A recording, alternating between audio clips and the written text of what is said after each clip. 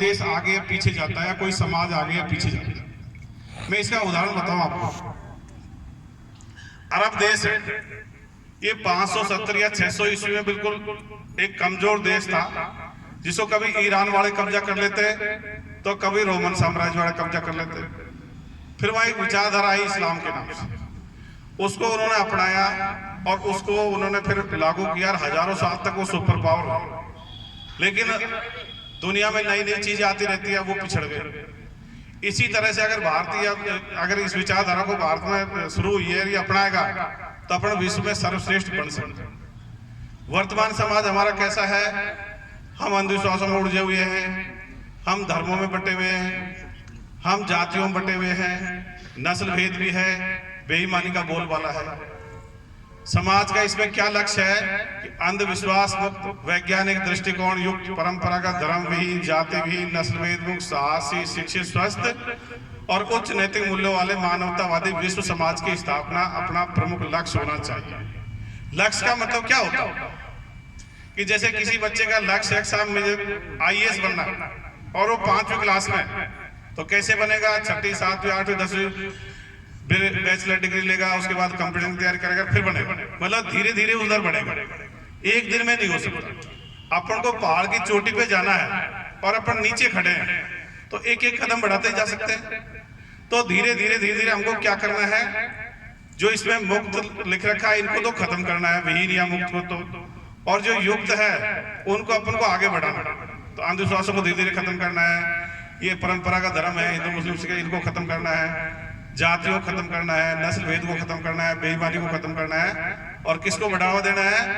विज्ञानवाद को, साहस, शिक्षा, स्वास्थ्य, नैतिकता, इनको बढ़ावा देना। तो पहला बिंदु है इसमें अंधविश्वास मुक्त। अंधविश्वास क्यों खत्म होने चाहिए? सब लोग दुनिया कहते हुए अंधविश्वास खत्म करो। अंधविश्वास इसलिए खत्म होने चाहिए कि अंधविश्वास वो सारी झूठी बातें और मान्यताएं जिनका कोई अस्तित्व नहीं है। अब जिन चीजों का अस्तित्व है ही नहीं तो उनमें हमारा क्यों तो धन खराब हो, क्यों हमारे संसाधन खराब हो, क्यों हमारे मतलब समय खराब हो। हमारा समय, संसाधन और धन किस में लगना चाहिए? जीवित लोगों के लिए लगना चाहिए, जो जीवित हैं उनके लिए लगना चाहिए। और जो हमारे पूर्वज गुजर गए उनका हम मन से सम्मान करते हैं, लेकिन उनके लिए भी समय, संसाधन, पैसा खर्च करने की जरूरत नहीं मानते। और जितनी काल्पनिक शक्तियां हैं उनका हम खंडन करते हुए ऐसा कुछ है ही नहीं, इसलिए उनमें समय, संसाधन, पैसा खर्च मत करो। तो जितना भी समय, संसाधन, पैसा जीवित के लिए खर्च करो। अब एक पॉइंट बता दो, अंधविश्वास क्या है? ये विचारधारा कहते हुए जितने भी काल्पनिक बातें, ईश्वर, अल्लाह, गॉड, देवी देवता, भूत प्रेत, जिन्न, कच्चे कलवे, डाकण, स्वर्ग नरक, आत्मा, परमात्मा, शुभ अशुभ, पाप पुण्य, पवित्र अपवित्र, जितने काल्पनिक बातें हैं ये सब की सभी अंधविश्वास। पर चूंकि हमको बचपन में सिखा दिया जाता है इसलिए हम उनको सही मान लेते हैं, उसको पीढ़ी दर पीढ़ी आगे बढ़ाते हैं। उनका अस्तित्व नहीं है पर परवरिश के दौरान उनको सिखा दिया जाता है, फिर उनको हम भी आगे बढ़ा देते हैं। अब मैं कुछ सवाल करूंगा आपसे तो आप उनके उससे अपनी स्थिति और स्पष्ट हो जाएगी। मान लीजिए अपने आसपास के इलाके में 2-5 करोड़ रुपए का चंदा इकट्ठा किया और चंदा इकट्ठा करने के बाद में अपने पास 2-3 ऑप्शन है। एक ऑप्शन तो है साहब मंदिर बना दें, एक ऑप्शन है साहब मस्जिद बना दें, चर्च बना दें, गुरुद्वारा बना दें, और एक ऑप्शन है अपने यहाँ लड़कियों का हॉस्टल बना दें। अब बताइए अपने को कौन सा काम करना चाहिए? तो जो भी लड़कियों के हॉस्टल के पक्ष में है वो दोनों हाथ खड़ा करके समर्थन करेंगे, शाबाश। तो अपन को ये करना है, मान लीजिए किसी गांव में स्कूल है और स्कूल के उस गांव वालों ने 2 लाख रुपए का चंदा इकट्ठा किया। अब 2 लाख रुपए का चंदा इकट्ठा करने के बाद में ये है कि भाई या तो कोई देवता की मूर्ति ला दो, सरस्वती या कोई दूसरे देवता की, या कोई मस्जिद वगैरह कुछ ऐसा दूसरे जो भी उनके पीर वगैरह है उसका बना दो कुछ, या फिर कंप्यूटर ला दो। तो आप बताइए 2-3 लाख रुपए का चंदा इकट्ठा करने के बाद में कंप्यूटर लाना सही है या धार्मिकता में पैसे खर्च करना सही है? शाबाश। तो अपन को ये करना है। अब किसी गांव में मान लीजिए कोई महापुरुष पैदा हो गया, उसकी मूर्ति लाने में भी 5-7 लाख 10 लाख रुपए लगते हैं, और उस गांव में किसी गरीब बच्चे के ब्लड कैंसर हो गया, उसके इलाज में 10-5 लाख रुपए लगते हैं। अब बताइए गाँव वालों को 5-7 लाख रुपए का चंदा इकट्ठा करके उस गरीब लड़के का कैंसर वाले का इलाज कराना चाहिए या वो महापुरुष की मूर्ति लानी चाहिए? तो ये अपन को करना है, जो वर्तमान जीवित पीढ़ी है उनके लिए करना है। जो हमारे पूर्वज गुजर गए उनको सोने का भी कुछ बना देंगे तो कोई फर्क पड़ने वाला। और अपन सारे के सारे अपने पूर्वजों के वंशज हैं, उनके डीएनए जीन सब अपन में आ गई, तो वहां वो रुके नहीं है, उनके बराबर अपने साथ साथ उनके बच्चे चले आ रहे हैं। तो अगर कोई गरीब है तो उसकी मदद कर। इसी तरह विचारधारा कहती है कि भाई भूत प्रेत जिंद कच्चे कलवे डाकण ऐसा कभी न थाने होता। अब जगह जगह लोग बात कहते साहब फलाने नाड़े में भूत था, बड़ के पेड़ में भूत था, फलाने और किसी जगह भूत प्रेत था। तो मैं बता दूं ये भूत प्रेत नहीं था, ये जिंद वगैरह ये क्या थे? चालाक टाइप के आदमी थे जो किसी के साथ में ठोक पीट कर लेते, मारपीट कर लेते और 10 तरह से डरा देते और लोग बाग उनको भूत प्रेत जिंद मान लेते। अब एक गांव का आपको जिंद का किस्सा सुना देता हूं। एक गांव में जिंद आता था, ये रियल घटना है। अंधेरी रात में आता और जिंद क्या करता है सब जानते हैं साहब, वो घी दूध भी खा जाता है, औरतों के साथ में गलत काम कर जाता है। तो कई घरों में ऐसा कर गया। तो एक घर में वो आ रहा था तो उसका मुखिया पेशाब करने निकला। जैसे ही उसने जिंद को आते हुए देखा तो थोड़ा हिम्मत वाला आदमी था, तो घर के आगे लठ ले खड़ा हो गया, मैं तो मेरी पत्नी के पास इसको नहीं आने दूंगा। जब जिंद नजदीक आया तो उसने हाथ में लठ देखा तो जिंद उल्टा ही चला। अब कहते भूत जिंद उल्टे पैर चलते हैं, इसलिए उल्टे पैर चला। जब उल्टे पैर चला तो वो आदमी उसके पीछे भी चल रहा था लठ लेके। तो वहां भैंस का खूंटा गड़ रखा था, उसका पैर जिंद का खूंटे में उड़ गया, जिंद गिर गया। और जैसे ही जिंद गिरा उस आदमी की हिम्मत बढ़ गई, उसने उसे 10-5 लठ फटकार दिया तड़ा तड़ा, और वो जिंद पड़ा ही रह गया, घायल हो गया। तब वो चिल्लाया जोर से और घर वालों को और गांव वालों को बुलाया। सबने कहा यार देखो, बोले जिंद पड़ा है, जिंद पड़ा। तो सबने कहा यार उजाला करके देखो जिंद होते कैसे। पहली बार पता तो लगता है, पता लगा जिंद कैसे होते। और उजाला करके देखा तो पता लगा गांव का ही एक आदमी था जो काढ़ा तेल लगा के आता था।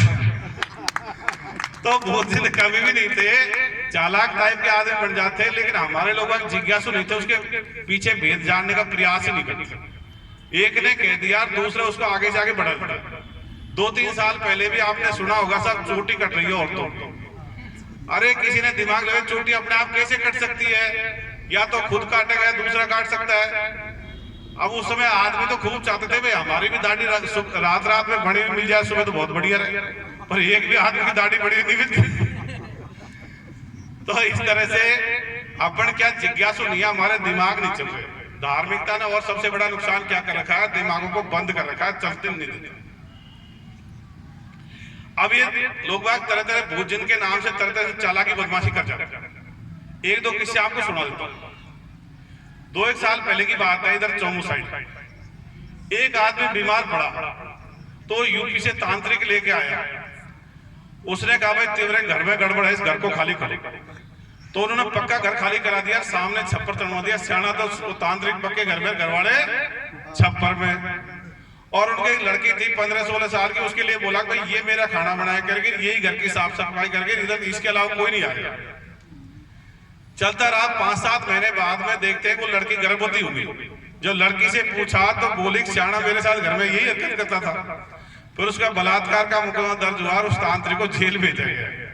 और ऐसे किसी जगह जगह आते रहते हैं। अभी टोंक में से मेरे पास एक लड़का है अपने विचारधारा का, वहां एक आदमी ऐसे ही करता है, तुम्हारे घर में कोई बुरी आत्मा आ गई, ऐसे कुछ बहाना बनाता, औरतों के पास ही जाता। फिर उनसे कहता भाई मैं तुम्हारे घर में से उसको निकाल दूंगा, लेकिन तुमको रात में मेरे पास आना पड़ेगा। फिर जिस औरत से कहा उसकी लड़की भी थी, तो उसे ये कहा भाई तेरी लड़की को भी भेजना पड़ेगा। तो वो सूर्य से संपर्क में थी वो लड़की, मतलब वो औरत। तो उसने उसे 5-7 मतलब जूते फटकार दिए, भाई फालतू बदमाशी करेगा, वे सब जान गए इसके। तो इस तरह से ये साणे भोपे बाबा इनके नाम से तरह तरह चालाकी बदमाशी करते। तो अब आपके घर में कोई बीमार पड़े तो आप लोग डॉक्टर के पास लेके जाओगे, श्याणा भोपे बाबा के पास लेके जाओगे? शाबाश। इसी तरह जो शरीर में देवता भरते हैं, आपने देखा होगा उसको यहाँ क्या बोलते हैं जिनके देवता आते हैं शरीर में? नहीं, जिस आदमी के भरते हैं उसको भोपा बोलते हो, घोड़ले बोलते हो, क्या बोलते हो? पंडित नहीं, जो आदमी जीवित, पितर तो मरा हुआ होता है, बंडा बंडा। तो इनके भरता फरता कुछ नहीं है, ये अकेले में प्रैक्टिस कर लेते हैं, और जब वहां बाजा वाजा बजता है तो इनको तान आने लग जाती है, शरीर लाने लग जाता है। चूंकि मैं तो पुलिस में हूँ, हमारे सामने ऐसे केस आते रहे। मैं 12 जिले में था, तो वहां एक मंदिर था काला गोरा भैरव का। तो वहां क्या एससी वालों को चढ़ने नहीं देते, तो कोई आदमी गया तो उसको भगा दिया। वो पुलिस तक शिकायत आई, तो मैं वहां गया, थानेदार जी को ले गए, 5-7 सिपाही में लेके गए। तो 1500 आदमी गांव के इकट्ठे हो रहे थे। इकट्ठे होकर हम उनको समझा रहे थे, भैया प्रजातंत्र का जमाना है, सब अपने एक ही है, फालतू का भेदभाव की जरूरत नहीं है। तो वो थोड़ा विरोध कर रहे थे। उसी दौरान वहां एक आदमी जो उनका मेन घोड़ला था, बंडा, उसके देवता आ गया। जैसे उसके देवता आएगा, बड़े गांव वालों की आदत होती है, सबने उसकी जय बोल दी। उन्होंने देखा पुलिस वाले डर जाएंगे, और उन्होंने जय खत्म करी। मैंने उससे कहा, मैंने उठा के फेंक दूंगा, नाटक किया था। पता उसने क्या किया? वो खड़ा हुआ और मुझे हाथ जोड़ दे, सब गलती हो गई, मेरे देवता नहीं चढ़ेगा।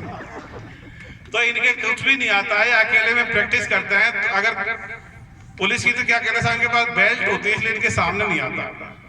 आपने देखा होगा कभी बड़े बड़े नेता और बड़े बड़े अधिकारियों के देवता भरते देखें क्या?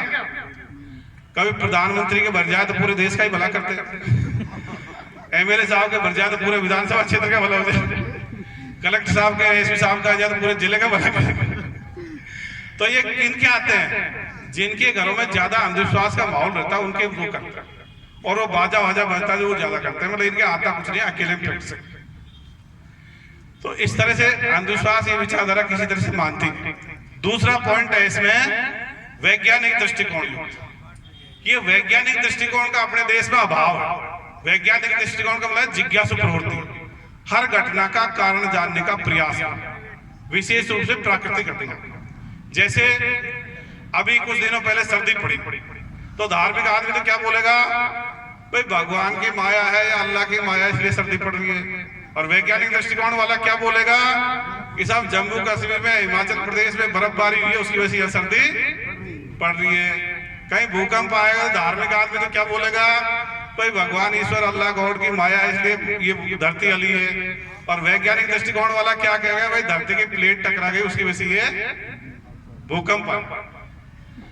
तो लोग कहते हैं साहब कोई ना कोई अदृश्य शक्ति तो है। तो आज आपको अदृश्य शक्ति बता दूं।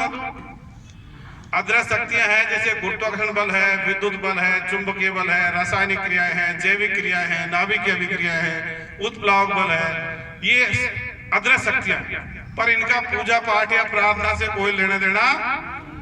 जैसे अपन पत्थर को ऊपर फेंके और वापस धरती की तरफ आता है, तो क्यों आता है? अगर अपन गुरुत्वाकर्षण बल की पूजा करें तो क्या पत्थर अंदर लट जाएगा? तो इसलिए इनका पूजा पाठ प्रार्थना से कोई लेना देना नहीं है। ये विचारधारा कहते हैं 4 पुरुषार्थ रखने चाहिए। इसके तहत 4 पुरुषार्थ कौन कौन से हैं? वैज्ञानिक दृष्टिकोण, नैतिकता, काम और अर्थ। ये विचारधारा धर्म को और मोक्ष को मानती नहीं है। भाई ऐसा कुछ नहीं होता, धर्म की जरूरत नहीं है, मोक्ष होता है। अब 2 चीजों के भेद और खोल देता हूं। जैसे एक तो कहते हैं साहब कोई भी जीव मर जाता है तो उसमें से आत्मा निकल जाती है और फिर वो स्वर्ग में चली जाती है। और कहते हैं साहब अमेरिका में एक प्रैक्टिकल होने वाला था, तो एक आदमी मरने वाला था, तो उसको क्या कांच के बक्से में बंद कर दिया, और जैसे ही वो आदमी मरा तो कांच का बक्सा टूट करके उसकी आत्मा निकल के चली। अब मैं कहता हूं भाई इस प्रैक्टिकल को आप भी अपने अपने घर पे कर लेना, तो कर लोगे? अब बहुत सारे लोग जिन्हें पहले नहीं सुना मना कर रहे हैं, लेकिन कर सकते हो। अब आपने तो क्या सोचा कि भाई हमको आत्मा कौन देगा, कैसे पता लगेगा मरने वाला है? लेकिन मैंने एक लाइन और बोली थी, हर एक जीव में आत्मा होती है। तो आप मक्खी, मच्छर, चींटा, झींगा लेके उसको कोई शीशी बंद करके देखो, फिर देखो वो मरता है। और चींटा झींगा जो आपकी शीशी टूटती है कि नहीं टूटती है? तो किसी की भी शीशी टूटने वाली नहीं है। तो मरने पे आत्मा जैसा कुछ नहीं निकलता। मरने पे क्या होता है? मरने पर अपना हार्ट और लंग्स काम करना बंद कर देते हैं। तो लंग्स काम करना बंद कर देंगे तो अंदर ऑक्सीजन की सप्लाई बंद हो जाती है। जब अंदर ऑक्सीजन नहीं जा पाएगी तो भोजन का ऑक्सीकरण बंद हो जाएगा, और जब भोजन का ऑक्सीकरण बंद होगा तो शरीर में ऊर्जा बनना बंद हो जाएगी, और जब ऊर्जा बनना बंद हो जाएगी तो शरीर ठंडा पड़ने लग जाएगा, और जब शरीर ठंडा पड़ेगा तो एंजाइम ब्लड वगैरह टूटने लग जाएंगे, उनका डिकम्पोजिशन हो जाएगा। जैसे दूध का दही बन जाता है वैसे होता है, जो दही से वापस दूध नहीं बनती। तो ये प्रक्रिया होती है। आत्मा का मरने पर आत्मा का निकलना, स्वर्ग नरक में जाना, ये पूरी कल्पना है, ऐसा कुछ नहीं होता, ये काल्पनिक बात है। आप कहते हैं साहब कोई ऊर्जा तो निकलती है, अब कोई लकड़ी जल रही है, आपने उसको बुझा दिया तो बची हुई लकड़ी की ऊर्जा तो रह गई होगी वहीं। तो इसलिए मरने पर ऊर्जा निकल के कुछ नहीं जाती, ऊर्जा बनना बंद हो जाता। अब आप किसी का गला दबा दो, कोई मान लो गला दबा दे, कोई फांसी खा जाए, कोई डूब जाए, तो अंदर ऑक्सीजन की सप्लाई बंद हो जाती है, इसलिए मर जाता है। ज्यादा खून निकल जाएगा जब भी ऑक्सीजन नहीं जाता। तो ये कल्पना कर रखिए, मरने की जितनी बातें हैं काल्पनिक बातें, ऐसा कुछ होता नहीं। एक दूसरा कहते हैं साहब पुनर्जन्म क्या चीज है, तो उसका भी मैं भेद आपको बता देता हूं। जो भी कोई जीव संतान पैदा करता है वही उसका पुनर्जन्म। आपके बच्चे आपका पुनर्जन्म है, आप उनके पूर्वजन्म हो, दादा दादी नाना नानी और पूर्वजन्म है, उनके डीएनए जीन सांस्कृतिक सब बच्चों में आता है। अब कहते हैं साहब पूर्वजन्म का फल मिलता है, तो बिल्कुल मिलता है। किसी के दादाजी ने कहीं जमीन ले ली तो उसके पोते पोतियों की आती है कि नहीं आती है? किसी के पिताजी ने यहाँ डीडोना में प्लॉट ले लिया तो बच्चों का आएगा कि नहीं आएगा? किसी ने कर्जा कर लिया तो बच्चों को झेलना पड़ेगा कि नहीं झेलना पड़ेगा? तो यही संतान पैदा करना ही पुनर्जन्म है, इसके इतर कोई नहीं होता। साहब डीडवाना मर गया, लाडनू जन्म ले लिया, ऐसा होता नहीं। सबको पता है अंडाणु शुक्राणु के संयोग से बच्चे बनते हैं, अंडाणु शुक्राणु पहले से जीवित होते हैं, तीसरा उसमें घुसड़ ही नहीं सकता। तो इसलिए ये सब की सब काल्पनिक बातें अंधविश्वास। अगला पॉइंट एक्स में परंपरागत धर्म विहीन। परंपरागत धर्म कौन कौन से हैं? हिंदू, मुस्लिम, सिख, ईसाई, जैन, बौद्ध, पारसी, यहूदी, ये सब परंपरागत धर्म। अपनी विचारधारा कहते हुए इन धर्मों की जरूरत नहीं। क्यों नहीं है? इसके कई कारण हैं। ये धर्म एक तरह से विश्व स्तर के गुट है। हिंदू एक गुट हो गया, इस्लाम एक गुट हो गया, ईसाई एक गुट हो गया, बौद्ध एक गुट हो गया, जैन एक गुट। तो जब तक ये धर्म रहेंगे पूरी मानव सभ्यता एक हो ही नहीं सकती। ये मान ले सब अपने अपने कमरे में, और अपने अपने कमरे में दूसरे को बुला रहे, भाई मेरे धर्म में आ जा, मेरे कमरे में आ जा, तो दूसरे आएंगे नहीं। और सब कहे भाई सारे के सारे एक साथ मैदान में आ जाओ तो सारे आ जाएंगे। तो धर्म अपने अपने धर्मों को छोड़ के तो अपने एक हो सकते हैं, पर अपने अपने धर्मों को लेके एक हो नहीं सकते। इसलिए ये विश्व स्तर के गुट हैं, इनको खत्म करके मानव सभ्यता एक हो सकती है। दूसरा, अंधविश्वासों के स्रोत भी ये परंपरागत धर्म ही है। जैसे आप सुनते आ रहे हो सब धरती गाय के सींग पे है, शेष नाग पे है। कभी मन में सवाल किया भाई जिस गाय के सींग पे धरती होगी वो गाय किस पे खड़ी होगी? तो ये झूठी बात है, ऐसा कुछ नहीं है। ऐसे ही कहते सब गाड़ी जीप वाले पे कंस के वंश पे बिजली गिरती है, ये सुनते आ रहे हैं। बिजली गिरना एक विद्युत की घटना है, उसके काली जीप से इससे कोई लेना देना। ये तो बादलों में मतलब धनावेश ऋणावेश होता है, कभी आपस में वो स्पार्किंग हो जाते हैं, कभी धरती के नजदीक वहां हो जाएगा। इसी तरह से आपको इस्लाम, ईसाई और यहूदी का अंधविश्वास पता चला। उनमें क्या लिख रखा है कि साहब गॉड ने, अल्लाह ने सृष्टि की रचना 6 दिन में करी थी, 7वें दिन आराम किया। कैसे कैसे करी?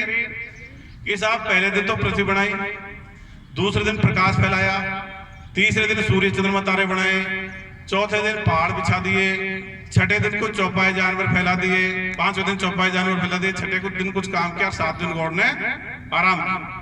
अब इसमें सवाल करो कि साहब सूर्य चंद्रमा तीसरे दिन आए तो पहला दिन और दूसरा दिन कैसे गिना होगा? तो क्या कहते हैं, अरे भाई सवाल मत किया करो, हमारी आस्था ही खराब हो जाती है। आप तो जो कह रखे इसको ऐसे कैसे मान दिया करो। दूसरा सवाल, जब सूर्य चंद्रमा तीसरे दिन आए तो क्या प्रकाश दूसरे दिन आ सकता है? क्या प्रकाश को सूर्य से धरती तक पहुंचने में कितना समय लगता है? 8 मिनट 20-30 सेकंड लगते हैं। और वहां तो पहले प्रकाश दूसरे दिन आ गया, सूर्य चंद्रमा तीसरे दिन आ रहे हैं। तो ये झूठ लिख रहे। ऐसे और क्या लिख दिया कि साहब सूर्य धरती के चक्कर लगाता है, जो कि सच्चाई क्या है? धरती और सारे ग्रह किसके चक्कर लगाते हैं? सूर्य की। तो ये बात जो गैलीलियो ने कही थी तो उसको सजा दे दी थी, वो मतलब घर में कैद नहीं बने। तो ये धर्म ग्रंथों में मतलब क्या कह रखा है, तुम इस अंधविश्वास को आगे से आगे बढ़ाओ, खुद का दिमाग मत लगाया। ये धर्म या धार्मिक दृष्टिकोण किससे आता है? ये आता है परवरिश से। जैसे मैं आपसे उदाहरण से बात करूं, अपने डीडवाना का हॉस्पिटल है, इसमें 2 बच्चे पैदा हो, एक हिंदू के बच्चा और एक मुसलमान के बच्चा हो, और दोनों अदल बदल हो जाए। छोटे बच्चे होते हैं, पता नहीं लगता, एक जैसे लगते हैं। अगर अदल बदल होकर मुसलमान का बच्चा हिंदू के आ गया और वहीं उसकी परवरिश करी, तो बड़ा होकर कैसे व्यवहार करेगा? और मुसलमान और हिंदू वाला बच्चा मुसलमान के चला गया तो बड़ा होकर कैसे व्यवहार करेगा? तो ये ऑटोमेटिक नहीं है, जैसी परवरिश में अपन बताते हैं वैसे ही सीखता है। सारे छोटे बच्चे एक जैसे होते हैं वैज्ञानिक दृष्टिकोण को। बच्चा हर चीज को जानने का प्रयास करता है, लेकिन घर वाले कोई कहते हैं अल्लाह की देन है तो वो वही कहने लग जाएगा, कोई कहता है राम की माया है तो वही कहने लग जाएगा। तो जैसी उसकी परवरिश होती है बच्चा वैसी बातें करता है। और क्या नुकसान है धर्मों का? ये सोच को सीमित कर देते हैं। जैसे किसी को कुएं में उतार दो तो वो घूमने फिरने का उसका दायरा बढ़ गया कि नहीं बढ़ गया? वो सारे दिन भी घूमेगा, कभी टेढ़ा जाएगा, उसके किनारे किनारे डोलेगा, फिर उससे बाहर जा सकता है क्या? ऐसे ही धर्मों ने सोच को सीमित कर रखा है। जैसे कोई मुसलमान होगा तो उसकी सोच का दायरा कुरान बन गया, कुरान से बाहर सोचेगा ही नहीं। कोई हिंदू होगा तो उसकी सोच का दायरा हिंदू ग्रंथ हो गए, वेद या गीता या पुराण हो गए, उसके बाहर वो सोचेगा ही नहीं, तो वो दायरे में बांध देता है। विज्ञान या वैज्ञानिक दृष्टिकोण तो समतल मैदान की तरह है, और धर्म या धार्मिक दृष्टिकोण कुएं की तरह है। कभी एक कुएं का आदमी दूसरे कुएं का आदमी से मिल सकता है क्या? इसी तरह से कभी भी एक धर्म के आदमी की बातें दूसरे धर्म के आदमी की बात से मिलेगी नहीं। और समतल मैदान में आपस में खूब डोल लो। अब चाहे भारत में हाइड्रोजन ऑक्सीजन में क्रिया कराओ, यहाँ भी पानी बढ़ेगा, सऊदी अरब में पानी बढ़ेगा और अमेरिका में भी पानी बढ़ेगा। तो विज्ञान की बातें सब जगह इसे। तो ये धर्म क्या सोच को सीमित कर, और क्या कैसा इसका उदाहरण से समझो और क्या फर्क है। जैसे मैं खड़ा हो गया तो मुझे एक बार में जो चीजें दिखेंगी वही दिखेंगी, और रास्ते में चलूंगा तो नई नई चीज आएंगी। तो गीता कुरान बाइबल में 1000 साल पहले वही बात थी, आज वही बात है, 1000 साल बाद भी वही बातें रहेंगी। और विज्ञान में 20-30 साल पहले कुछ था, आज कुछ है, 20-30 साल बाद में और नई चीज आएंगी। अपन बचपन में थे जब भी रावण मरता था, अब भी रावण मरता है 20-30 साल बाद में भी। तो रिपीटेशन है, नई चीज के लिए मना कर दिया तुम तो सोचो ही मत। फलाना आदमी सोच गया, तुम तो इसको रिपीट किया करो, इसको पुनरावृत्ति करो, खुद का दिमाग मत लगाया करो। तो सोचने से बंद कर दिया। तो मानव सत्ता 1000-1500 साल तक कुछ भी नहीं सोच पाई, वो पुरानी बातों को लेकर बैठे। ये 300-400 साल से फिर लोगों ने उसके बाहर निकल के सोचा, तो विज्ञान तेजी से प्रगति कर रहा है। अगर ये दुनिया 3-4 हजार साल से वैज्ञानिक दृष्टिकोण पर आ जाती तो हो सकता है अभी तक आदमी कई ग्रहों में बस चुका हो सकता है मृत्यु के बहुत सारे रहस्य और जान चुका हो। तो इसलिए धर्म ने क्या सोचने से ही बंद कर दिया, सोचो ही मत, फलाना सोच गया तुम तो रिपीट करो। इसी तरह से विचारधारा कहते हैं धर्म गुरुओं की इनकी भी जरूरत नहीं है, चाहे धर्म गुरु हो चाहे मौलवी पादरी हो, इनकी कोई जरूरत नहीं।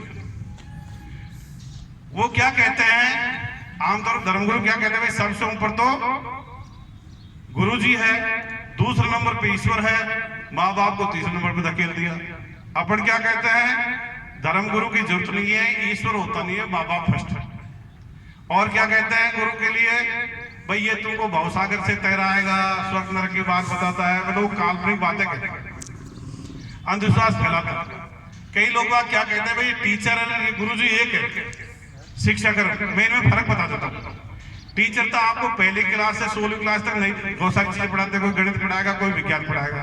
और गुरु जी क्या कहेंगे, आत्मा परमात्मा भवसागर की बातें करेंगे। तो वो तो अंधविश्वास मिटाते हैं, ये सारा का सारा अंधविश्वास फैलाते हैं। इसलिए धर्मगुरुओं की कोई जरूरत नहीं।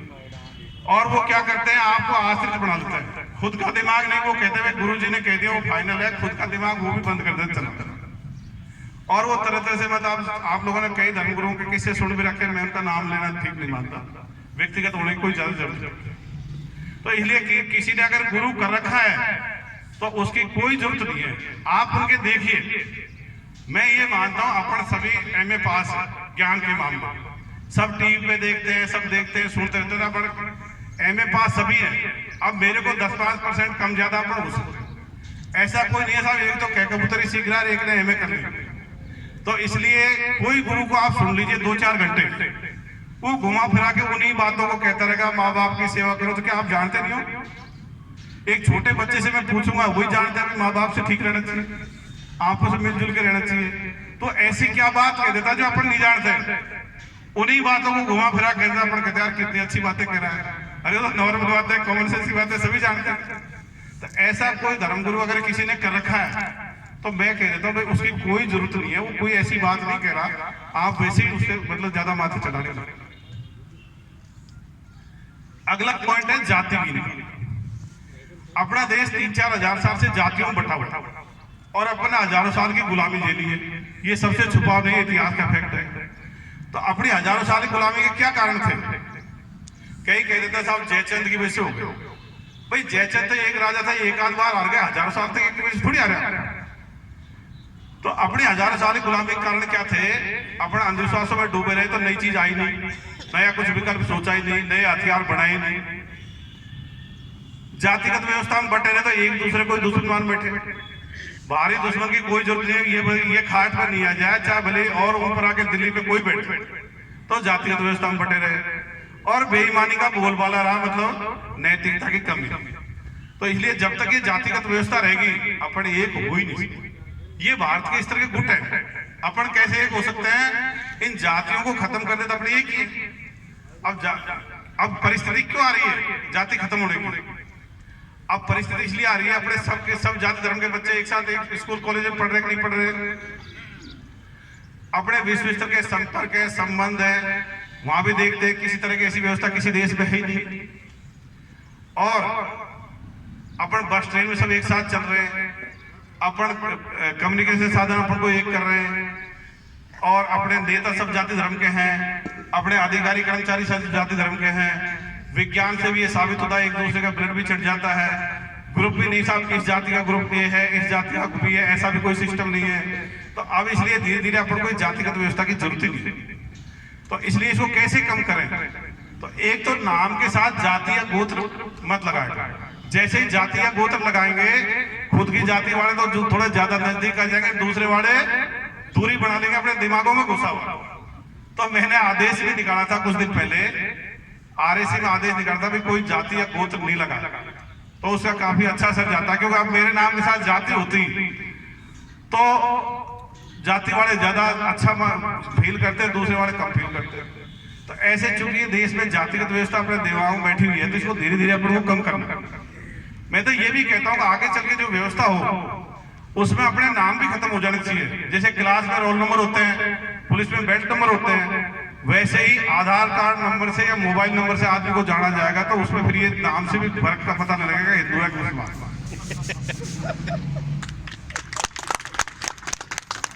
और जातिगत व्यवस्था का भी खराब रूप क्या है? वो है छुआछूत। छुआछूत किसी भी वर्ल्ड में कहीं भी नहीं। अब आप देखिए, आप लोग मेरे ऑफिस में आए या मेरे घर पर आए तो खुद की कुर्सी या चाय तो लेके आएंगे नहीं, कब भी लेके नहीं आएंगे। तो मेरे घर पर आने वालों का रेस्पेक्ट करने की जिम्मेदारी किसकी है? मेरी है। अब मेरे घर पर आए और मैं उसका सम्मान नहीं करूं, गैर सम्मान करूं, तो वो नैतिकता के खिलाफ है। तो इसलिए छुआछूत करना नैतिकता के खिलाफ है, मानवाधिकारों का हनन किसी भी तरह स्वीकार्य नहीं। तो अपने किसी के साथ भी मैं ये मानता हूँ ये छुआछूत बिल्कुल ही खत्म कर देनी चाहिए। तो आप लोग अपने अपने घर से गांव से छुआछूत खत्म कर दोगे? सभी सहमत हो? दोनों हाथ खड़ा करके समर्थन करेंगे? शाबाश। मतलब ऐसा नहीं है, हमारे सबका रोल है। आप टॉप पे नहीं हो तो कहीं मिडिल में हो, तो अपने से भी कोई नीचे जिसको माना जा रहा है उसके साथ तो हो ही रहा है। तो इसलिए हमारा कहीं ना कहीं जिम्मेदारी बढ़ती है। तो इसलिए धीरे धीरे अपन को छुआछूत को बिल्कुल खत्म करना है, जातिगत व्यवस्था को खत्म करना है, इसकी जरूरत ही नहीं, ये अपन को बांटने वाली चीज। अगला बिंदु है इसमें नस्ल भेद। आदमी की भी नस्लें हैं, जैसे अंग्रेज गोरे होते हैं, वेस्ट इंडीज वाले काले होते हैं, चीन वाले मंगोल नस्ल के हैं। ये नस्लें क्यों बनी आदमी की? ये भौगोलिक कारणों से बनी है।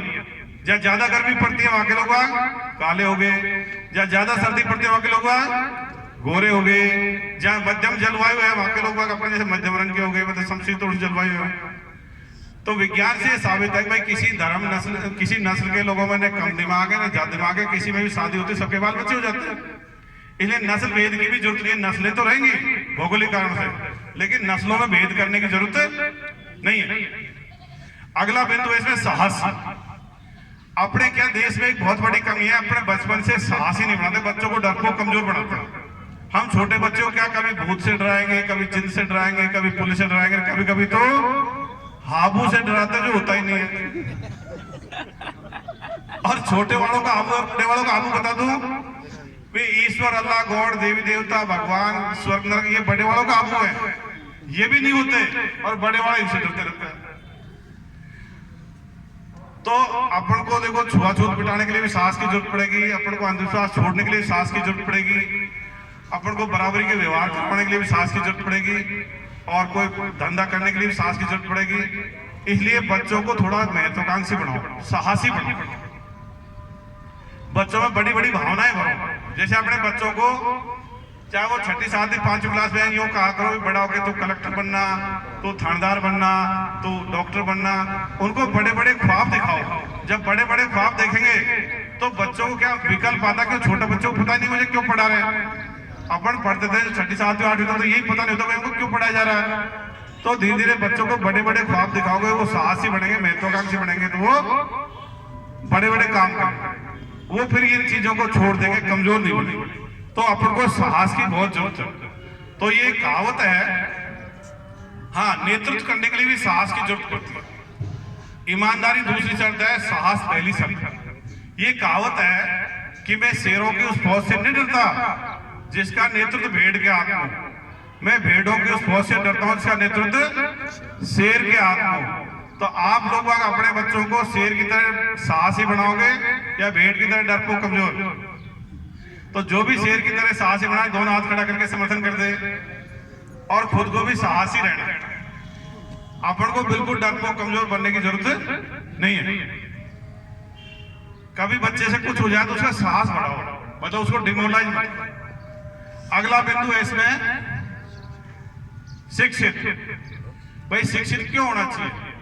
क्योंकि आपको नौकरी के लिए भी शिक्षा की जरूरत है, आपको दुनियादारी का ज्ञान लेने के लिए शिक्षा की जरूरत है, आपको बहुत सारा अनुभव के लिए भी शिक्षा की जरूरत है। स्कूल कॉलेज में अपन जाते बहुत सारा अनुभव मिलता है अपन को, इसलिए अपन को शिक्षित होना चाहिए, किसी पर आश्रित नहीं रहते।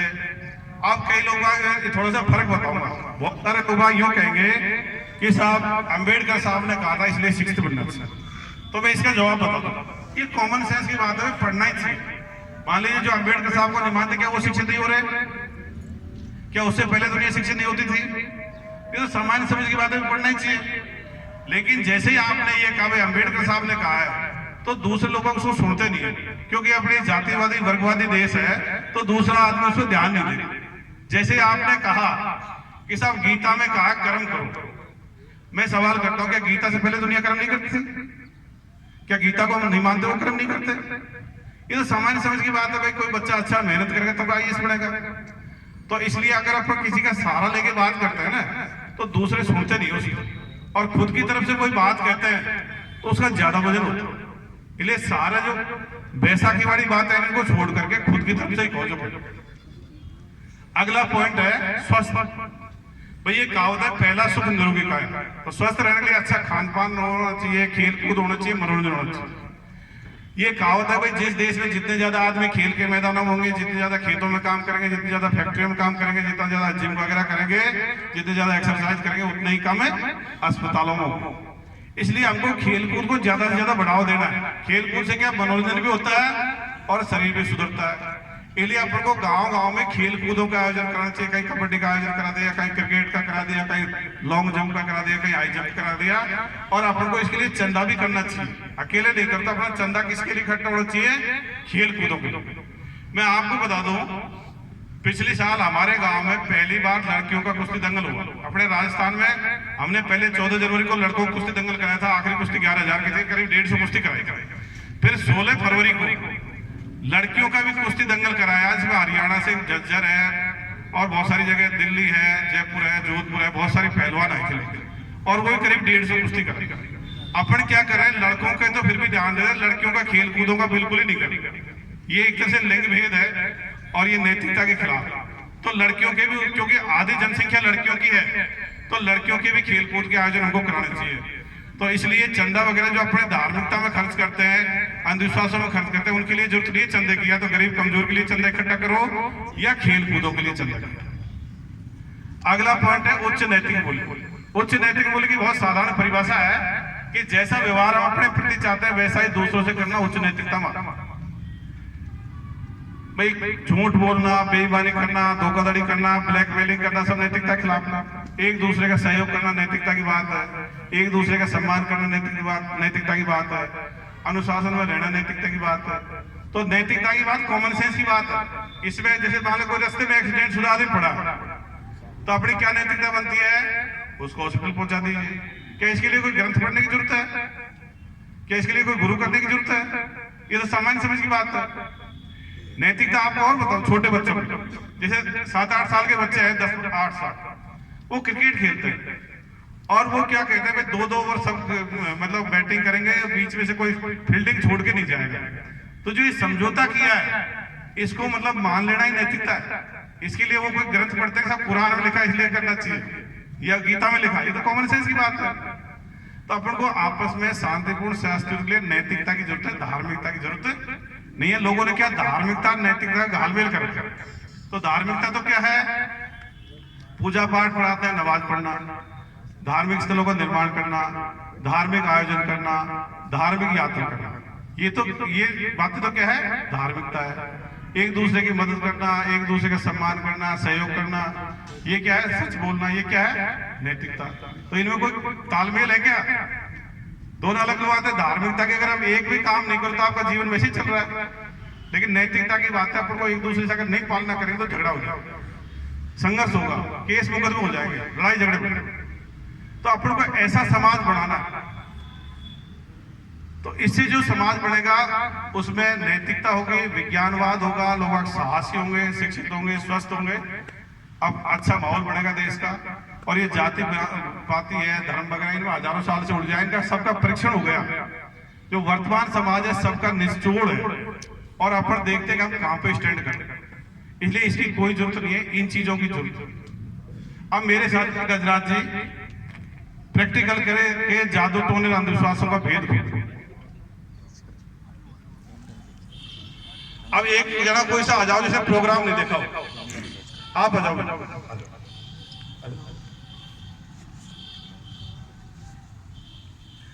कोई बात नहीं, जूते अपने जैसे पवित्र बैठे थे इसलिए नहीं, अपने पवित्र को मानते नहीं वो तो, लेकिन बैठे जो मतलब जूतों को लगाओ तो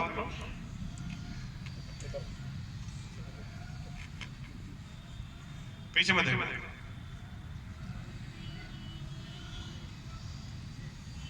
अब देख लो क्या किया था गजराज जी ने, क्या किया था, क्या किया था, पेड़ पे बुर्श फेरा था। इन्होंने बुर्श फेरा था क्या, हाथ फेरा था, लेकिन बुर्श क्यों बताया, क्योंकि इसका कारण बता दो। एक तो इन्होंने हाथ में बुर्श देख लिया, इनकी साइकिल बढ़ गई। दूसरा, जब इन्होंने अपने यहाँ शरीर पे बुर्श फेरा तो कंपन पैदा हो गए, और वो विज्ञान का सिद्धांत है, वो कंपन उनके ट्रांसफर हो गए।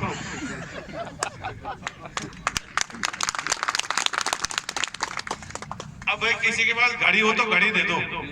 ये गजराज जी में मतलब कई जादू है इनके पास, आज वो सारे जादुओं का भेद आपको खोल देंगे।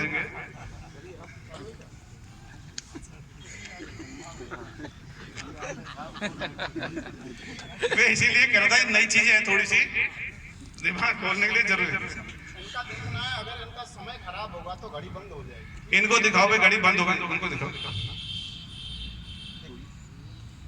घड़ी चालू है बंद है,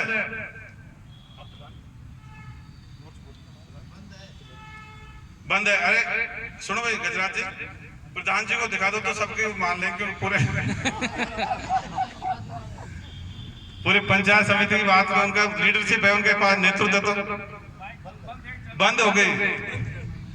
अब गजराज जी ने घड़ी को बंद किया, ये कोई मतलब जादू टोने से या चमत्कार से बंद किया, विज्ञान से किया होगा, विज्ञान से, शाबाश, विज्ञान से ही किया है।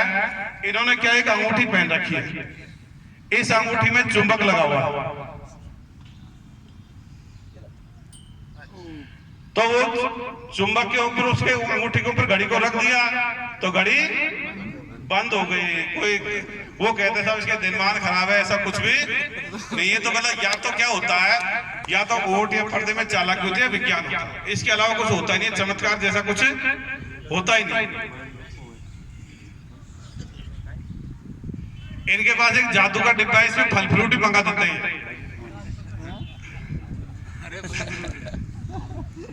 अब देखना इसमें पहले से कुछ रखे हुए तो नहीं है, फिर ये मंगवा देंगे कच्चे कलर वगैरह से।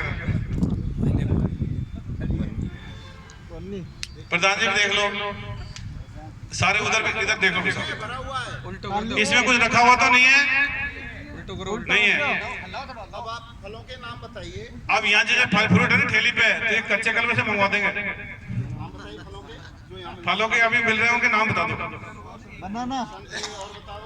मोटो आइटम अनार। अब सबसे पहले मुझे क्या लाना है? संतरा लाना है।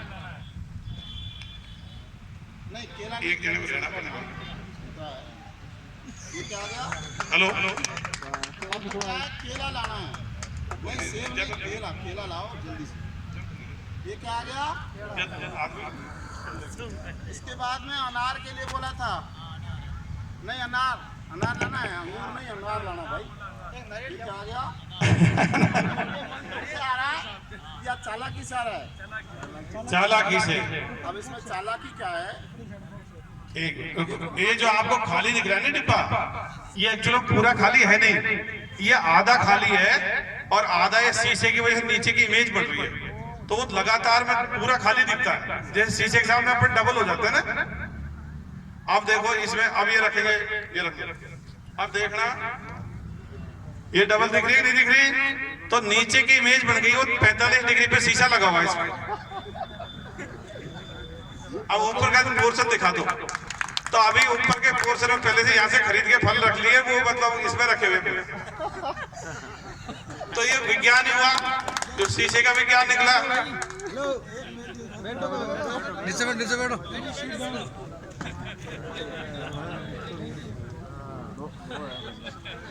अब भाई किसी के घर में कोई दुख तकलीफ रहती है तो उसका कारण बता देंगे, इनके घर में क्या प्रॉब्लम है, कोई आ जाए।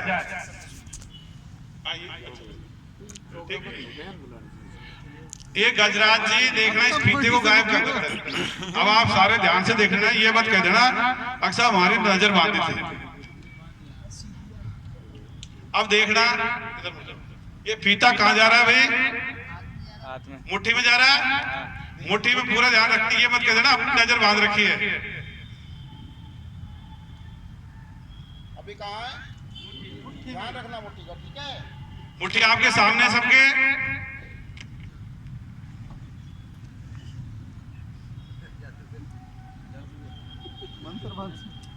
ताली बजाओ। मंत्र शक्ति से या चालाकी से? चालाकी से। चालाकी क्या है? चालाकी क्यों मंत्री बताओ तो। ये प्लास्टिक का अंगूठा है। इन्होंने क्या इसको पहन रखा था? मैंने इसको यूं पहन रखा था। आपसे कह रहा था फीता दिखाई दे रहा, आपका ध्यान फीते पे था, इसकी ओट लगी हुई। ओट ये पर्दे में चालाकी हो गई, ओट में दिख नहीं रहा अंगूठा, तो आपने सोचा पकड़ रखा है, पीछे की तरफ मुड़ा, मैंने यूं खींच लिया और ये इसमें जा रहा था। फिर मुट्ठी से ओट हो गई।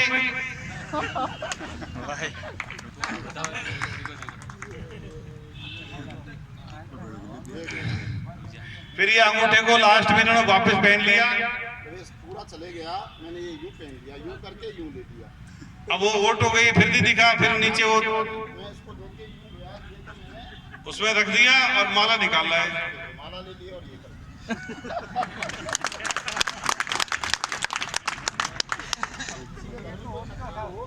अब किसी के घर में कोई तकलीफ हो, जो ज्यादा धार्मिक टाइप का हो ना, वो आ जाए, उसकी दुख तकलीफ बता देता है गजराज जी के पास, वो तरीका है। आज उसकी दुख तकलीफ निकाल देंगे। कौन सा है? आ जाओ, आ जाओ, आ जाओ, देखो राम देखिए। आ जाओ, आ जाओ, कोई दिक्कत। जूते पहन के आ जाओ, कोई दिक्कत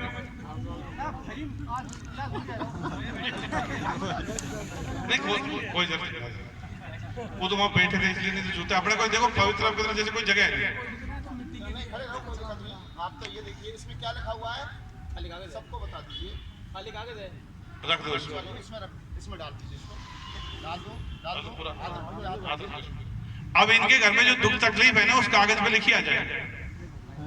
मतलब उसका कारण लिखाया जाएगा भाई इनके घर में क्यों परेशानी है। क्या समस्या है से आ जाओ प्रकट हो इसमें हटाओ, हटाओ। बताइए आप लिखो। क्या लिखा हुआ है इसमें देखना खड़े होके प्रेत प्रकोप, प्रेत प्रकोप उधर लिखो। प्रेत प्रकोप क्या है इनके घर में इधर भी दिखा दो, प्रधान जी को दिखाओ। क्या लिखा है भाई इनके घर में प्रेत प्रकोप है। तो इनके प्रेत को बुला दे यहीं पे हवन करके अग्नि के रूप में प्रकट कर दो भाई इनके प्रेत को। इसके लिए क्या हवन करना पड़ेगा। अब हवन के लिए क्या धूप की जरूरत है, ठीक है मैं धूप में साथ में लाया हूँ, कोई दिक्कत नहीं। हवन के लिए धूप घी की जरूरत पड़ती है, तो गजराज जी क्या पहले से लेके आए हैं। मैंने थोड़ी सी इसमें धूप डाल दी है। हवन के लिए धूप की जरूरत है, घी की जरूरत है, घी भी शुद्ध घी लेके आए हैं। लेता है यार जी अपन हमारा लेता भी नहीं। अब ये मंत्र बोलेंगे इनका वो प्रेत प्रकट हो जाएगा। उधर कर लो सर थोड़ा सा आग लग सकती है, कोई दिक्कत आ जाए। भाई हवन वो प्रेत आएगा तो गुस्से में है।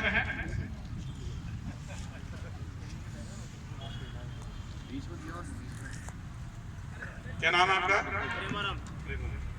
देखो प्रेमराम जी का वो जो प्रेत है आ रहा है। बहुत नाराज है सर, बहुत नाराज है। उन्होंने क्या पानी नहीं पिलाया है।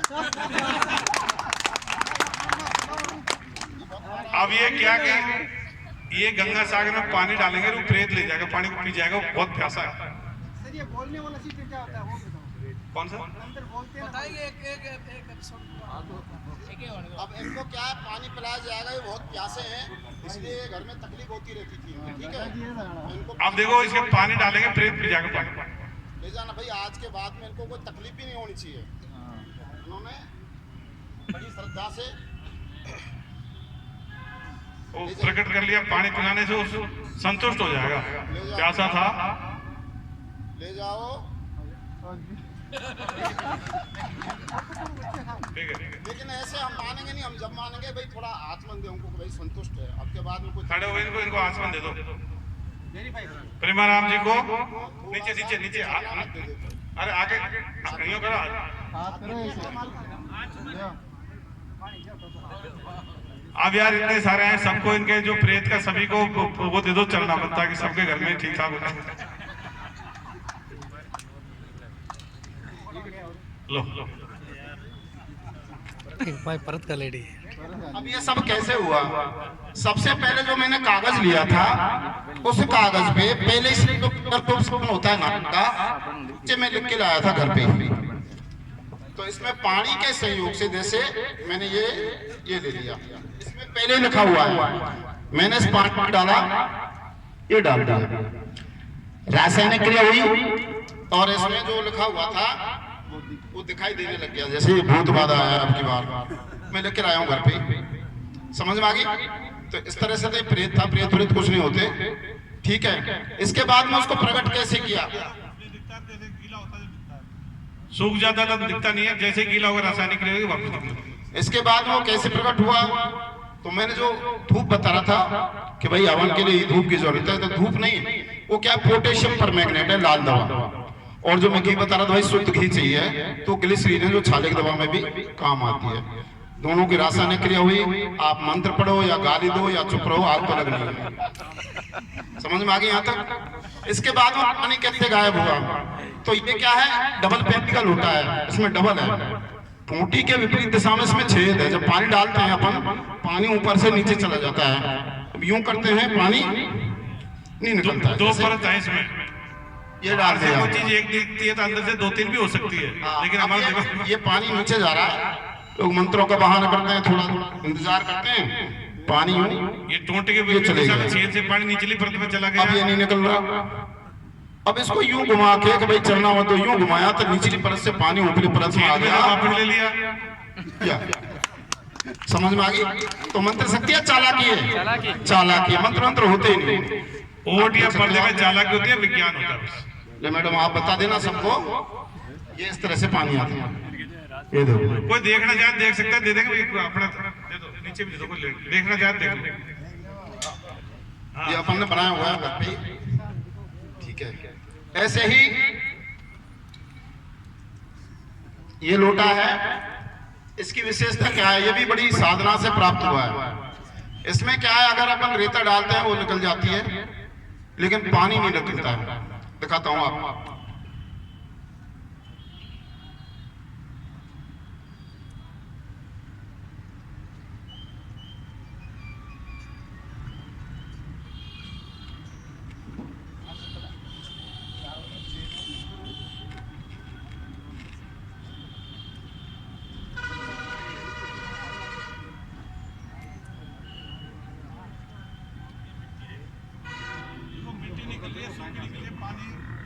गीली भी नहीं हो रही। अब ये कौन सी शक्ति है? या चालाकी है, मंत्र शक्ति है? चालाकी क्या है? इसमें भी डबल पोर्शन है। वो एक हांडी दो पेट वाला सिस्टम है इसमें अंदर। एक तरफ डालेंगे तो रेत डालो, पानी डालो, निकल जाएगा, दूसरी तरफ उसी में रहेगा। उधर भी दिखा दो। अच्छा, किसी के मन में शक हुआ हो तो इसको देख ले भाई, हमारे तो ये कोई इनका भेद खुल जाना चाहिए, मन में रहना नहीं चाहिए किसी का। समझ में आएगी। आएगी समझ में आपने तो फोटो लगे ये जो त्रिशूल दिखाई दे रहा है, बड़ी साधना से प्राप्त किया मैंने। मैं इसको अपनी जीभ के आर पार कर देता हूँ। खून तो निकालूंगा नहीं क्योंकि खराब हो जाएगा, सफेद है। इधर देखिए,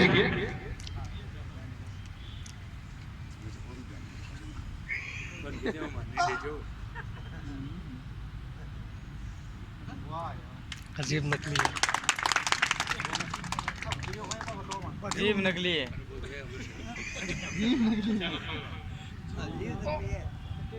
जीभ तो काट ली भी हाथ में। इसमें छेद तो नहीं है जीभ में? नकली है, देख लेना। जीभ बोल रहा हूँ उससे। ये चालाकी या मंत्र शक्ति है? चालाकी। अब चालाकी क्या है? ये इस तरह का होता है। वो पकड़ रखा था ना, ओट लगी हुई थी। लगा दिया। ये नाटक कर रहा था मैं, यूं करके। और ये फिल इन द ब्लैंक्स वो खालिस्तान की पूर्ति कर दी। वो लगातार में दिख जाता है।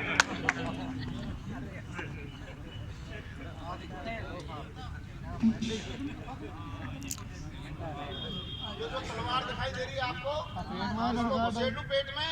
हाँ, कोई दिक्कत नहीं।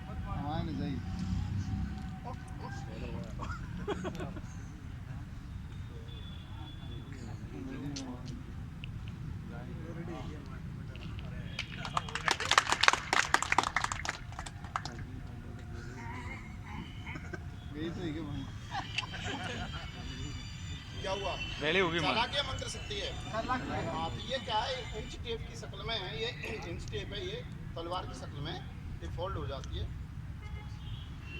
ये मुंह में ही फोल्ड हो गई, ओठों से पर्दा हो गया, ओट हो गई। देखने में तलवार जैसी लगती है।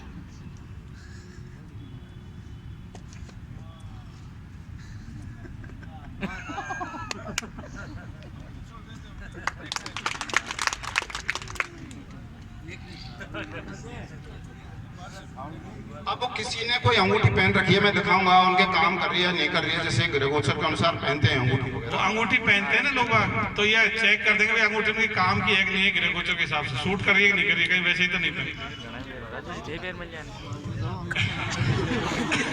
नहीं, अंगूठी वाला आ जाएगा। हाँ, तो मैं देख देता हूँ। अगर काम नहीं करेगी मैं पहनाऊंगा तो सारे काम हो जाएंगे उनके। आप इनकी देख लीजिए। हाँ, मैं चेक कर लूंगा, कोई दिक्कत नहीं। पहने रखो आप तो।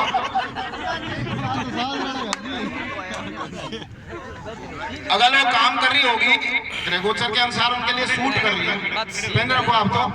अगर वो सूट कर रही होगी तो पानी का रंग बदल जाएगा।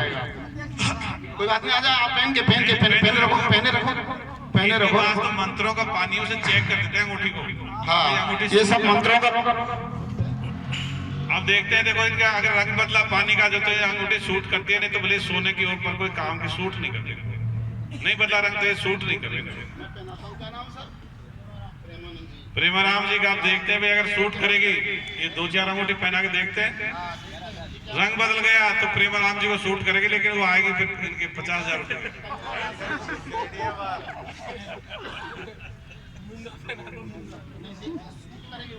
हाँ, वही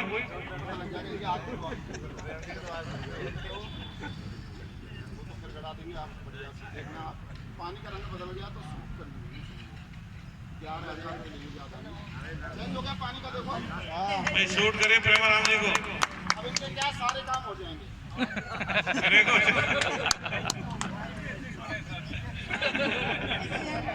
इससे आगे और बढ़ जाएंगे। अब ये पानी का रंग क्यों बदला इस तरह से?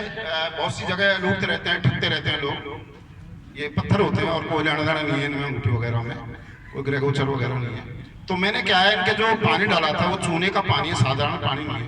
कैल्शियम हाइड्रोक्साइड इनके ऊपर डाला, कोई रासायनिक क्रिया नहीं हुई। मेरी अंगूठियों में मैंने कैस्टोपिन नाम की गोली आती है, बाजार में जाती है, कब्ज की गोली है, उसका चूरा डाला हुआ है, तो उसमें केमिकल है, तो इसमें लगा हुआ था।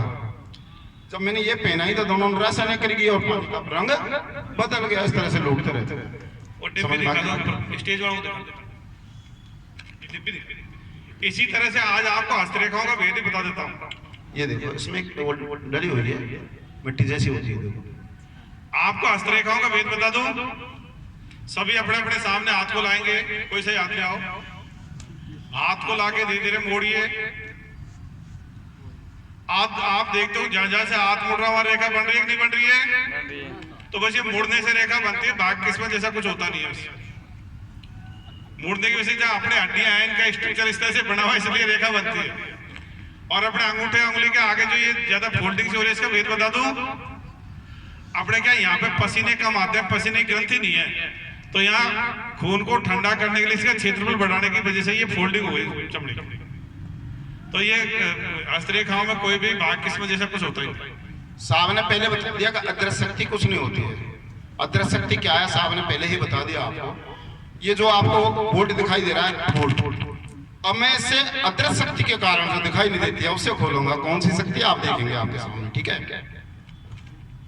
पूरी मंत्रों का बहाना बनाएंगे, बोल्ट खोलना है अपन को अदृश्य शक्ति, ठीक है? एक घड़ी,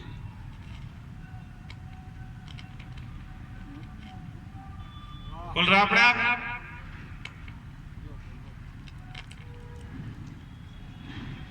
अदृश्य शक्ति दिखाई दे रही है क्या? कौन सी शक्ति है? चुंबकीय शक्ति। ऐसे ही जो पृथ्वी भाई किसी ने तो रोक रखी है, तो गुरुत्वाकर्षण शक्ति, इसको और रोकने वाला नहीं है कोई। किसी का नाम है कुछ न कुछ तो है, ऐसी कोई शक्ति नहीं है। तो ये शक्ति है। ये बोल्ट का बता दो इसमें क्या तो है क्या? ये जापान का बोल्ट है। अपन भी बना सकते हैं, लेकिन अपन दिमाग लगाते ही नहीं। विज्ञान में अपन दिमाग लगाते ही नहीं। इसमें एक छोटी सी मोटर लगी हुई है जो वाइब्रेट करती है ना मोबाइल को, इस तरह की।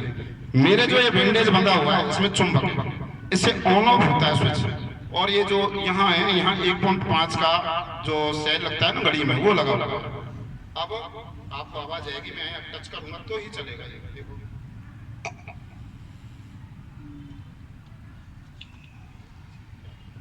आप देखिए,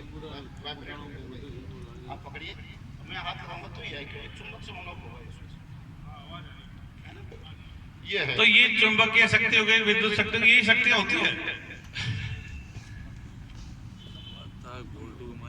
हाँ, अब हम वो जैसे रामायण पढ़ते हैं तो लिखा ना, पत्थर तैर जाते हैं नल नीर के हाथ से, शक्ति थी। आज आपकी शक्ति चेक कर देंगे, आप में सत एक नहीं है, तो कोई भी आ जाए उसका सत चेक करेंगे। हमारे पास पत्थर भी है और सीमेंट की ईंट भी है। हाँ, इनमें सत होगा। पत्थर डालिए पानी में। क्या नाम है आपका? भंवरलाल जी, डालो। भंवर बहुत धीरे धीरे छोड़ रहा है, इसको डर है। तैर गया? बता दो सबको, बता दो सबको, तैर गया। पत्थर तैर गया भाई। भंवर जी के लिए ताली बजा दो। अब कोई दूसरा आ जाए, उसके सीमेंट की ईंट है, उसे चेक कर देते हैं उसके सत को। और डुबो लो। क्या नाम है आपका?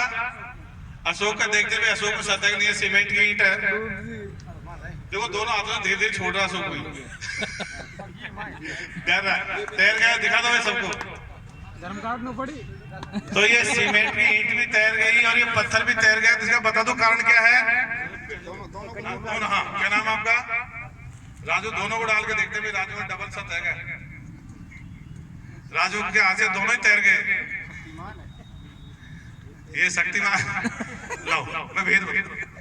ये जो पत्थर है, ये पत्थर क्या मूंगे की चट्टान है।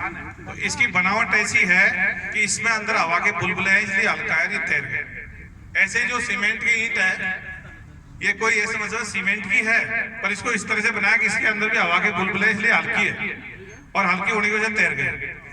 तो तैरने का सिद्धांत है आर्किमिडीज का सिद्धांत। किसी वस्तु के द्वारा हटाए गए पानी का भार वस्तु से ज्यादा होगा तो वस्तु तैरेगी, कम होगा तो डूब जाएगी। बस यही सिद्धांत है, इसके अलावा कोई चीज नहीं है। तो ये हल्का है इसलिए तैर गए, इनमें हवा के बुलबुले। तो यही मतलब है, और कोई सत्य ऐसा कुछ भी नहीं है। कोई भी डालेगा तो उसके हाथ से तैर जाएगा। अब अंधविश्वास एक पेड़ की तरह है, पेड़ से तुलना कर रखी है अंधविश्वास की, तो वो बता देते हैं आप। जैसे पेड़ होता है ना, सामान्य पेड़ होता है, जब वो पेड़ है, ऐसे अंधविश्वास रूपी पेड़, अंधविश्वास भी एक पेड़ की तरह से तुलना कर रखा है। एक जना आ जाओ यार,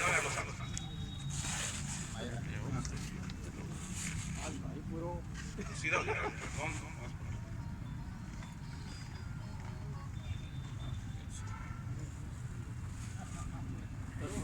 हेलो वही पेड़ है, समझा देता हूँ इसको। आज एक पेड़ और भी लेके आया हूँ।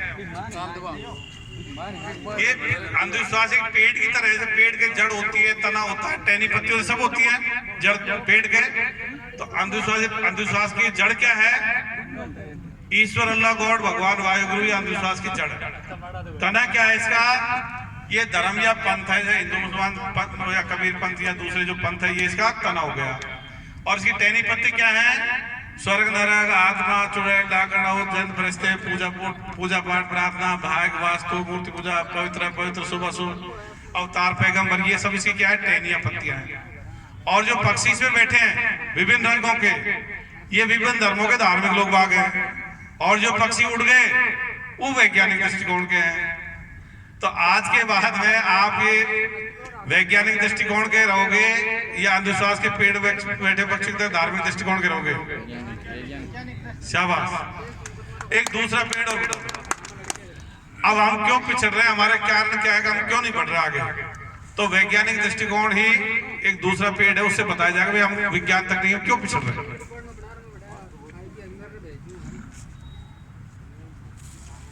विज्ञान तकनीकी में आगे बढ़ने के लिए हमको क्या जरूरत है? ये विज्ञान तकनीकी रूपी पेड़ है, इसकी जड़ पे लिख रखा है वैज्ञानिक दृष्टिकोण। अगर विज्ञान तकनीकी में के रूपी को पेड़ से तुलना की जाए तो उसकी जड़ होगी वैज्ञानिक दृष्टिकोण, तना होगा उसका वैज्ञानिक खोज, बहुत सारी खोजें हैं। और उसका फिर टहनी पत्ती क्या होंगी? ये सारे बिजली के उपकरण हैं, चिकित्सा में हैं, परिवहन के साधन हैं, ड्रोन वगैरह, मिसाइल वगैरह, ट्रैक्टर वगैरह, सारे जो टेलीविजन, नेट, इंटरनेट, कम्युनिकेशन के सब साधन इसके टहनियां पत्ती। अपने क्या है? जड़ तो अपन ने धार्मिक की लगा रखी है और कहते हैं विज्ञान तकनीकी में आगे बढ़ जाओ। ऐसे कैसे बढ़ जाएंगे भाई? वैज्ञानिक दृष्टिकोण जब तक होगा नहीं, जब तक विज्ञान तकनीकी में आगे बढ़ ही नहीं सकते। मतलब